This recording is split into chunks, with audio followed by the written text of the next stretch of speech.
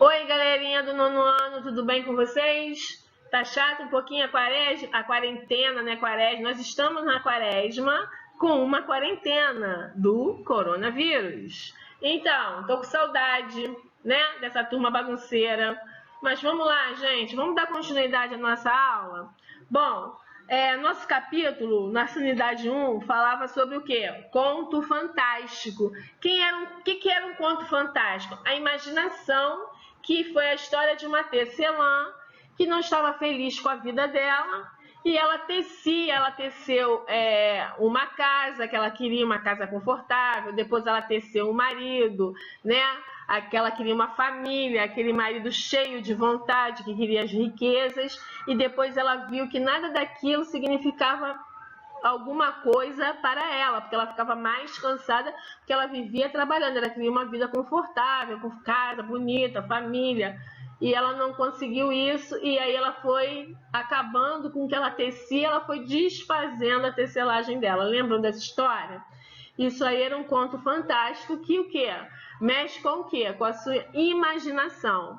Aí agora nós vamos continuando a matéria na unidade 2, vai ser sobre contos novamente, tá bom?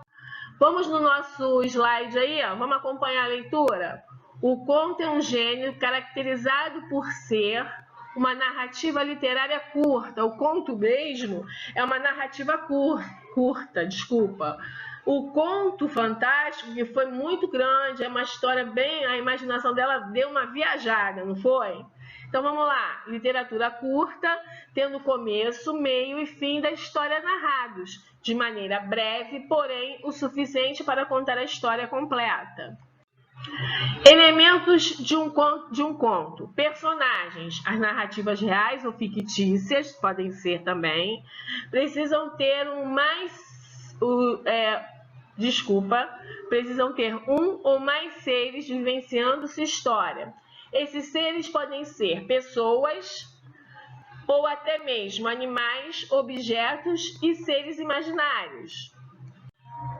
Narrador é a voz que conta a história dentro da narrativa. Mas nessa narrativa do conto, simplesmente, nós podemos ter o quê? O narrador personagem, aquele que participa da história.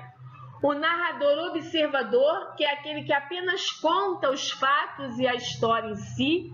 E o narrador onisciente, sabe quem é esse cara? É aquele que fala sobre os sentimentos e pensamentos da personagem.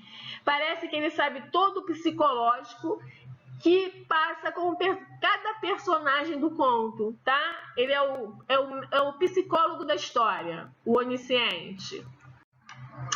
Estrutura do conto. Nós temos a introdução, desenvolvimento, clímax e conclusão. Lembra na redação, quando eu sempre bato com vocês, tem que ter o quê? Introdução, desenvolvimento. Dentro desse desenvolvimento vai ter o clímax. Quem é o clímax? É a parte importante da sua redação. O que você quis dizer dentro da redação? E aí tem que ter o quê?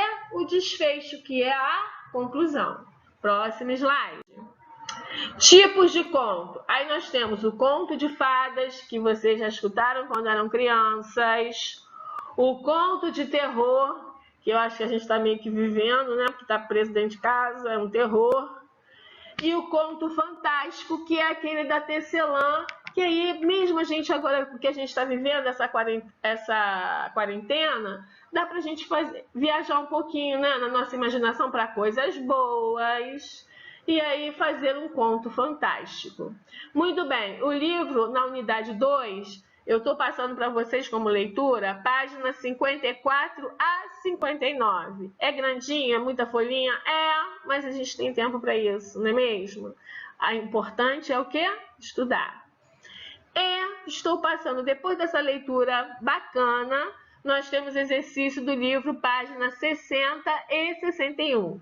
Então, gente, vamos esperar que essa quarentena termine, mas se caso tivermos que fazer outra aula como essa, na próxima estarei fazendo correção desses exercícios, tá bom? Um beijo, um abraço virtual para vocês.